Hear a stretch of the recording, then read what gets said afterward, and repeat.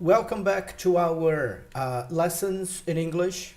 Okay, today we're going to talk about the common words in English. Go there, get your gear.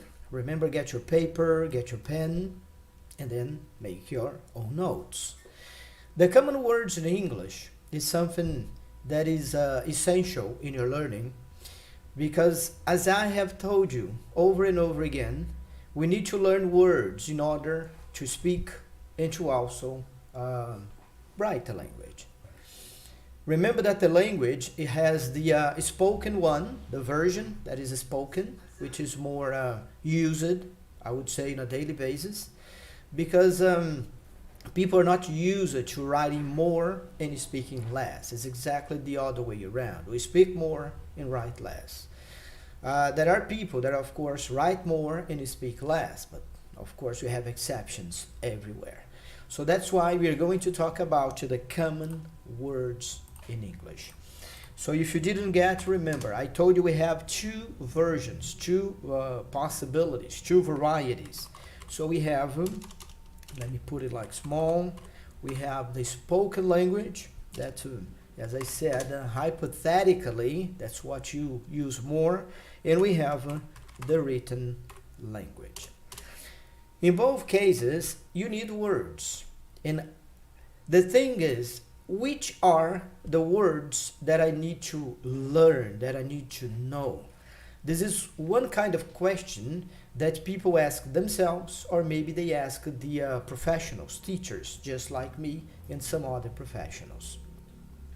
What I can tell you is that you need to worry, or at least pay attention to, those words and expressions that you yourself use on a daily basis. Well, but remember that when you use the internet, there are many lists and many options of guys who have studied that before you even got interested in it. I have here, for example, just to show you, a book called in Portuguese As Palavras Mais Comuns da Língua Inglesa. It's in Portuguese. It's by a guy named Rubens Queiroz de Almeida. So this is the book here. Okay? So according to this book, we have lots and lots and lots of words. Let me see here how many words this guy listed here. So just hold your horses. Well, this book here has 700 words. And maybe you think, Jerry, but 700 words, I think it's a lot, okay? All right, so just a moment. So 700 words, you may think it's a lot. Remember, you're not going to learn them like instantaneously, just like that, as we say in English. You need to do that on a daily basis. Some today, some tomorrow, some as the weeks come, the months come, and I wouldn't say the years come, because in a year, I hope you learn more than 700 words. So I'm going to take a look here just to show you that this guy and most researchers, they mention the word the. Take a look at this. They show you that the word the is the most used and commonly used word in English. Okay? So you don't need to worry about, Jerry, but is it a common word? Well, maybe it is for you. But maybe you may think of words like life, for example. Maybe you think of words like money. Maybe you think of words like family, just to give you some examples. Well, okay, maybe you're right. Life, money, family, they are part of these words. But which is their position? So, when you get the internet, as I said before, you have lists and lists and lists of words, okay? So, I'm going to show you now something that you can find on Google, okay? So, if you go to Google, you see there that we have lists of, well, here, for example, you have lists with 100 words, 1,000 words, 500 words, 1,000 again. Here, 10,000 English words, 5,000 English words.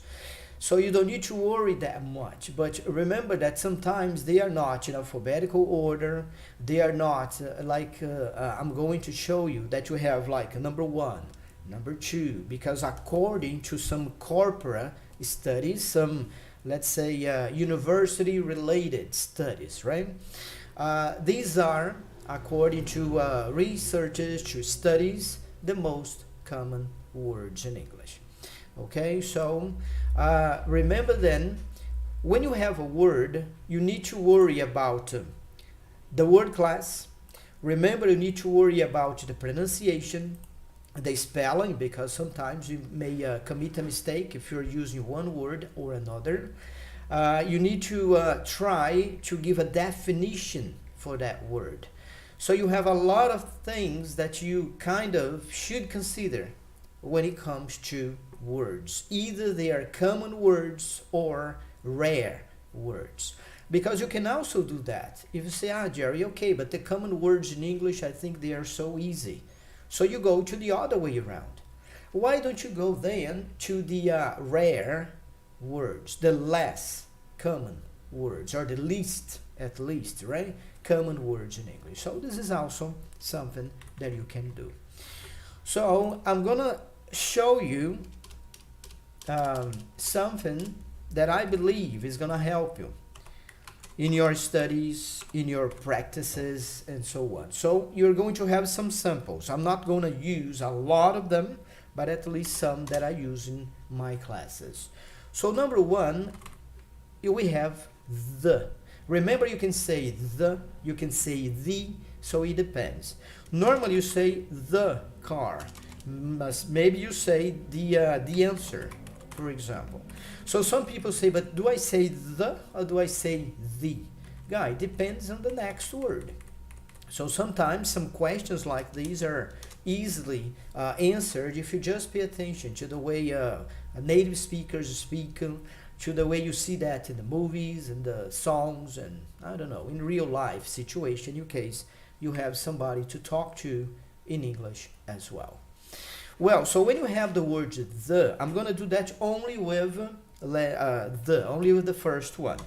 So the is an article. So you can go and you can do that. The is an article, okay? If you want to translate, as you are maybe Brazilian or French or a non-native speaker of the English language, you may translate.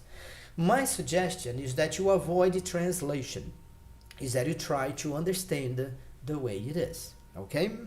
If you want to be even more specific, you can say that it's an article, but you can also say that it's a definite article, by the way. You can give an explanation, okay, and that's fine. Remember that in English, there is only one definite article. There is no other. And when people are in doubt about the, is when you do not use the. The uses are easier to be organized, to be memorized, better saying. But sometimes you need to worry about when not to use. So I'll give you an example, an example sentence that is going to help you a lot. If you say, I decided, for example, I decided to learn how to play the piano, the guitar. I prefer the guitar, so let's use the guitar here. So when you say, I decided to learn how to play the guitar, at least in Portuguese, you don't need to use the. So in English, you need and you have and you must use the. So my suggestion when it comes to the very use of the, which is the definite article, is that you worry about when not to use it. Because the rules, when you're supposed to use, I think are easier. But when it comes to when not to use it, then people are kind of in doubt, especially if you are not an English speaker. So remember that. So I think that every time you find a word, try to create one sentence. If you are not able to create that sentence in Portuguese, and you know that the means this, and that in Portuguese or in French or any other language, create that sentence in that language, in your mother tongue, right? In your first language. Then you try Google Translator, you use a dictionary, whatever. But the most important thing is you are creating the sentence. But let's suppose that you don't want to. Let me be sincere, that you are kind of lazy one day. So go to the dictionaries, either online or paper-based.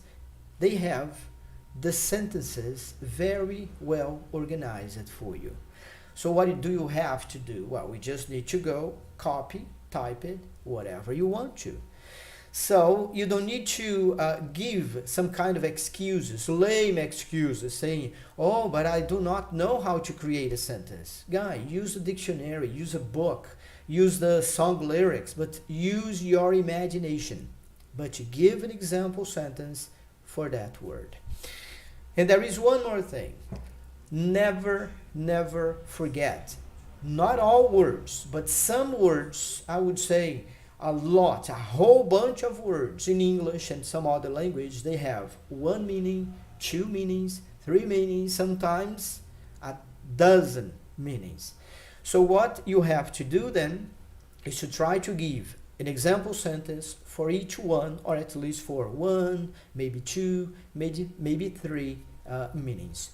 So it depends on your time, depends on your, let's say, priority, on your goal. But remember, you gotta do that. So the first common word in English, and according to researchers, as I said, the most common word in English is the word the. If you are not sure, get a text, get the song lyrics, and then you're gonna see that. The second one, according to the list I use in my classes, is the preposition of, like V. Remember that when you say of, you have double F. So when it's the preposition, you say OV, like of.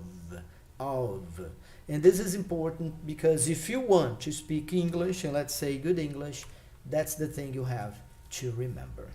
And again, you can create a sentence. Man, I don't have any sentence here, right? So I'm trying to use my own imagination, and then it goes.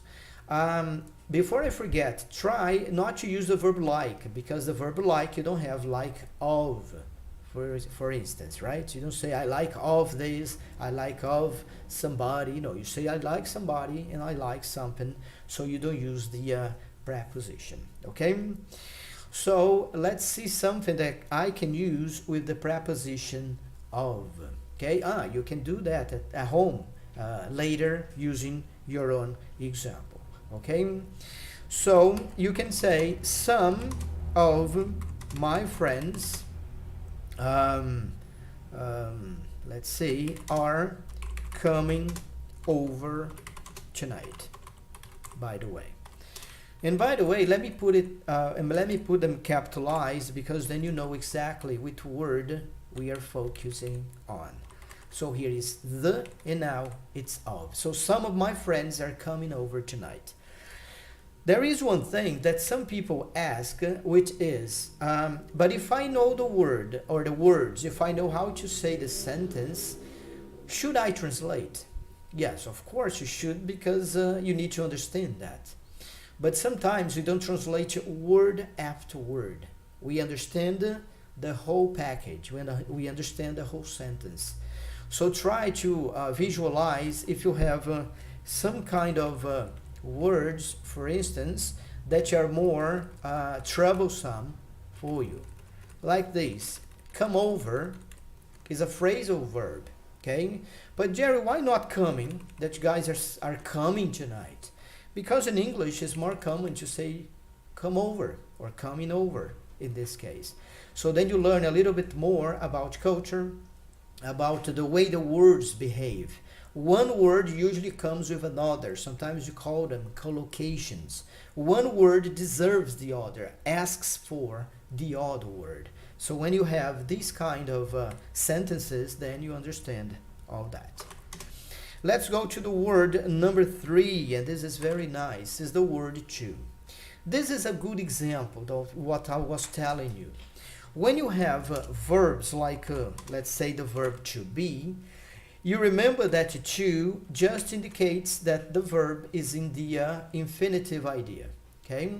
So as it is in the infinitive idea, we are not supposed to translate it, okay? So it is not a preposition, technically speaking. So in situations like this, we don't need to worry about to. I mean, if you want to translate, you don't need to worry about that. But most of the time, to is a preposition, okay? So I'm going to use here not the verb to be, but let's use the verb to go. I'll try to organize a sentence with to go and then to go to, right? Because this is the way you say. So you say to go to. Remember that this is a collocation. If you go to a place. So let me see here.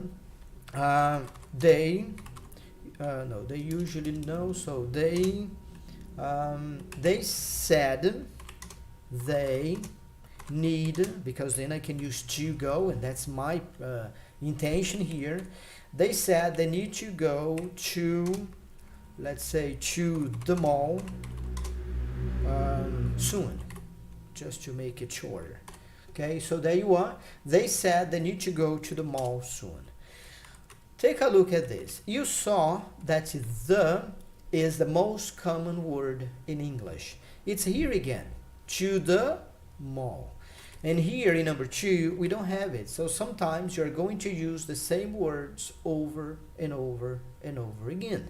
And that's normal. That's why they are called the common words in English. Remember this. They are going to appear and again and again.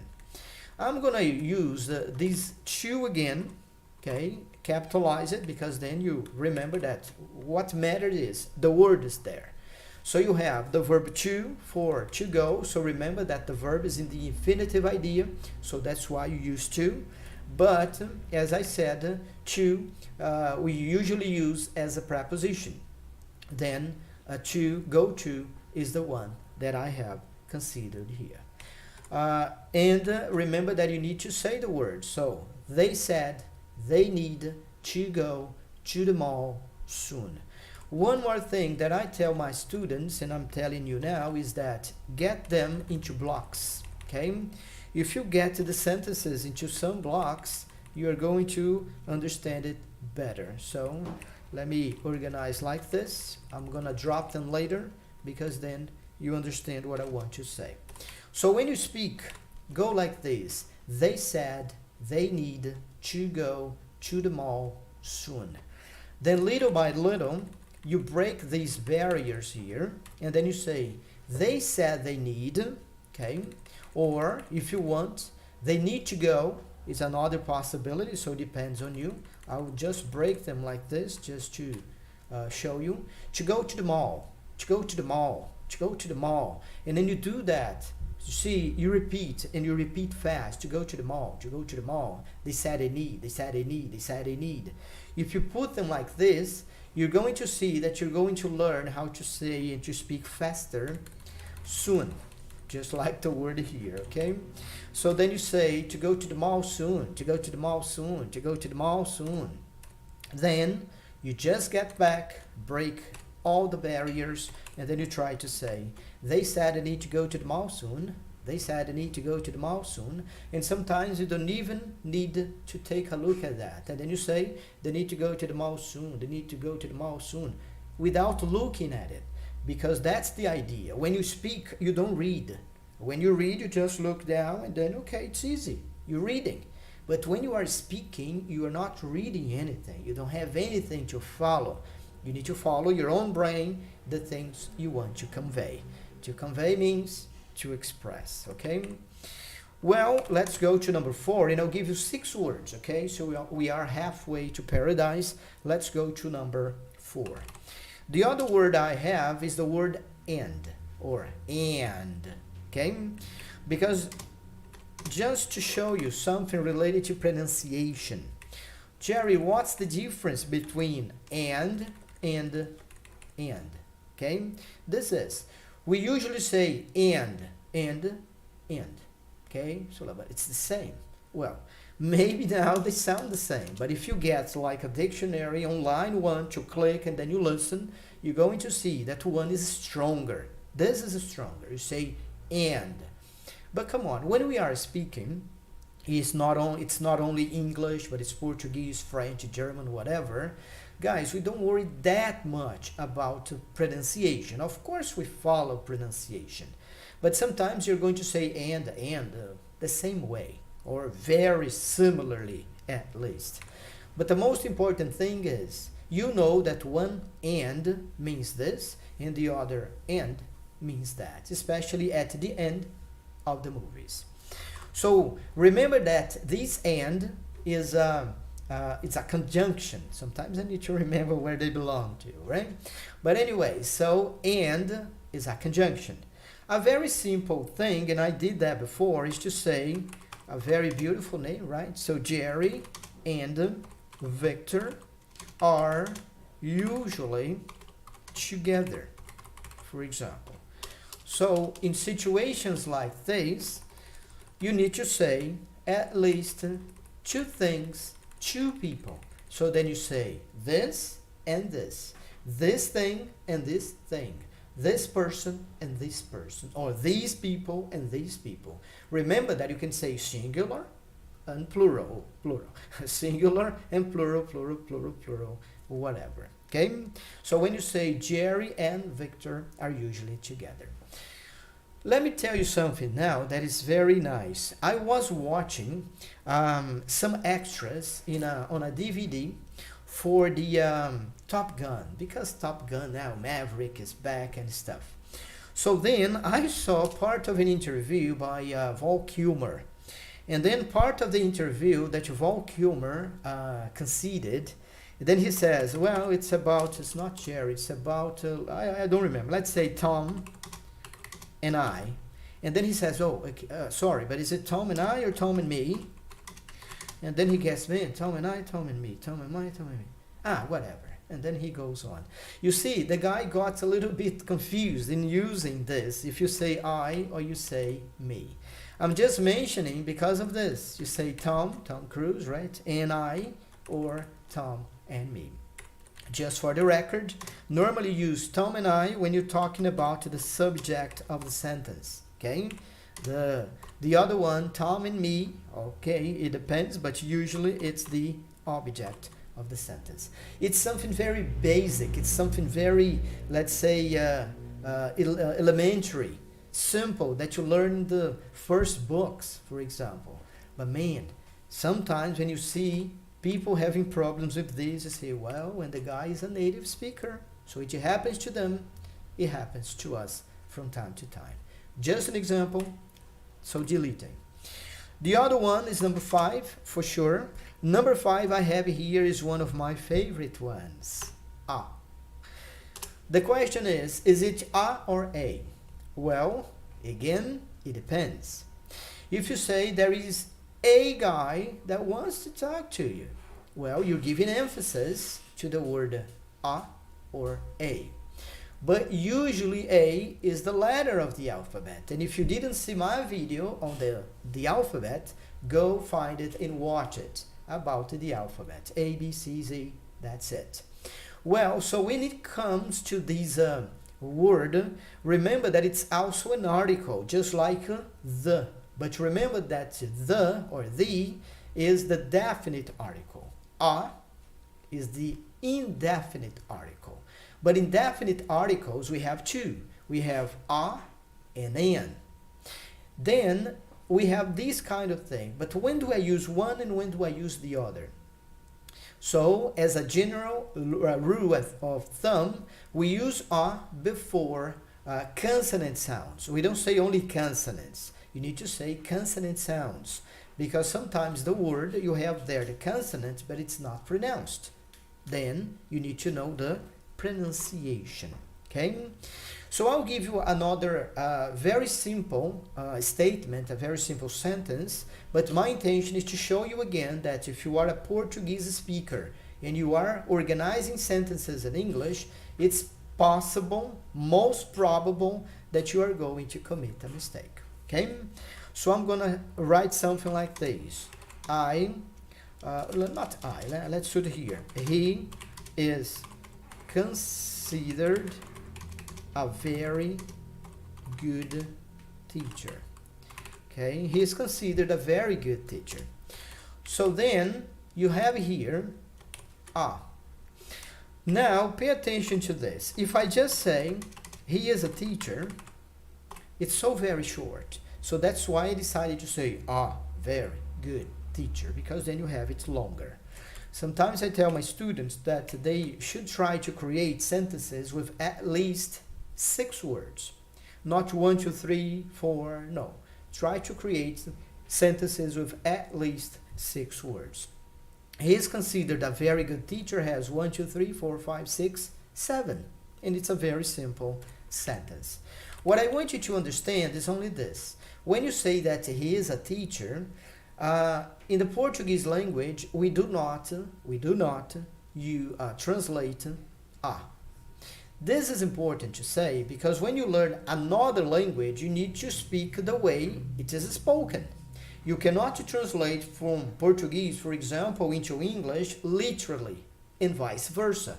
From English to Portuguese, literally. We need to make, let's say, some adaptations. You have to find a way to remember that in one language you have some rules and in the other language you have different rules, and sometimes the same ones. They are applied, the same rules to, let's say, different languages, 1, 2, 3, and it goes. One example is the plural. What is the general plural for the words? S. You add S and that's it. It's going to be like in Portuguese, in English, and some other languages, Spanish, for instance. But in this case, we are using just the singular way. To show you the other one, if you say, for example, he is an English teacher. So then here you understand what I said. When you say he is a teacher, okay, let me see, yes, you can see that. You say he is a teacher because teacher begins with letter T. So then you say a T. The other one, the other example, you say an, and some people seem not to understand this, but it's so obvious. It's because you have a vowel. And as you have a vowel, you add them, you link them together. So then you say he is an English teacher, as if they were just the same word, as if it were like this, in English, in English. That's why we use an, not a, in situations like this. And before I forget, remember these. E begins with capitalized letter E because it indicates that it's an adjective and it indicates nationality. So there are rules in English that we gotta follow. So getting back to the original sentence, remember, he is considered a very good teacher. Now we need to translate a in Portuguese, because in this case it's going to be very important that you translate literally. And as you translate, of course, you're going to realize that you use it. But here, as I said, you don't need to do that. Well, I'll just erase this because you don't need them, so delete it. The other one, we have number 6. And the last one, it's in. Along with, on, and at. In is one of those prepositions that are considered the most used prepositions in English. And believe it or not, most people have problems using in. They are not sure when to use in, when to use at, when to use on. My suggestion again is that you do not translate, because if you translate, how would you translate in the morning, for example? Okay? So if you translate in the morning, you know that you're not going to translate in as it is originally translated. So the idea is avoid, because there are some chunks, some expressions in which we are not going to translate the way we are supposed to, because this is, as I said, the original one. I'll try to organize something that has more than one in, because as I have now in the morning, let me try to get a nice example using this. Let's see. They gave up, gave in. If I use gave in, then it's another idea. So they gave in, can be, I guess. They gave in because it's an expression, it's a phrasal verb. They surrendered, right? So they gave in. Let's see, they gave in. Let me see. Okay, now you guys can see it. Let's put just number 5. They gave in.